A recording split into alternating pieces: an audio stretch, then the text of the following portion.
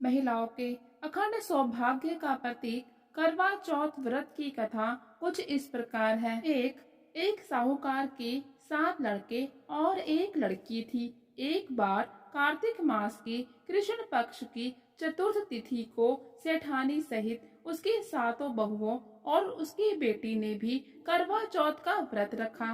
रात्रि के समय जब साहूकार के सभी लड़के भोजन करने बैठे तो उन्होंने अपनी बहन से भी भोजन कर लेने को कहा। इस पर बहन ने कहा, भाई अभी चांद नहीं निकला, चांद के निकलने पर उसे अर्घ्य देकर ही मैं आज भोजन करूंगी। साहूकार के बेटे अपनी बहन से बहुत प्रेम करते थे। उन्हें अपनी बहन का भूख से व्याकुल चेहरा देख बहुत दुख हुआ।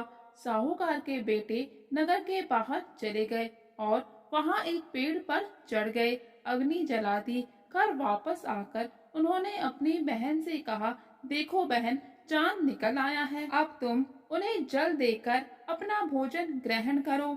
साहूकार की बेटी ने अपनी भाभीयों से कहा, देखो चांद निकल आया है, तुम लोग भी चांद को जल देकर भोजन कर लो।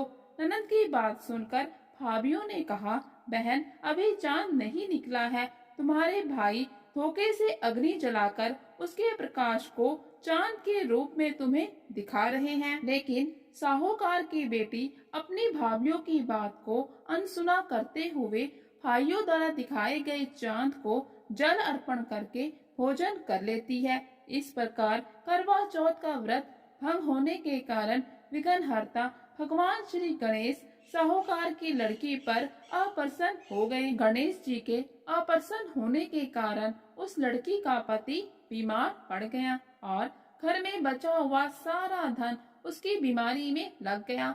साहूकार की बेटी को जब अपने किए हुए दोषों का पता लगा तो उसे बहुत पश्चाताप हुआ। उसने गणेश जी से क्षमा प्रार्थना की और फिर से विधि विधान पूर्वक चतुर्थ का व्रत शुरू कर दिया। उसने उपस्थित सभी लोगों का श्रद्धा अनुसार आदर किया और तदुपरांत उसे आशीर्वाद ग्रहण किया। इस प्रकार उस लड़की के श्रद्धा भक्ति को देखकर एकादंत भगवान श्री गणेश उस पर प्रसन्न हो गए और उसके पति को जीवन दान प्रदान किया।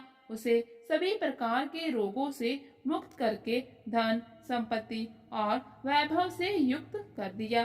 कहते हैं, इस प्रकार यदि कोई मनुष्य छल कपट अहंकार लोभ लालच को त्याग कर श्रद्धा और भक्ति भाव पूर्वक चतुर्थ का व्रत को पूर्ण करता है तो वह जीवन में सभी प्रकार के दुखों और कलेशों से मुक्त होता है और सुखमय जीवन व्यतीत करता है।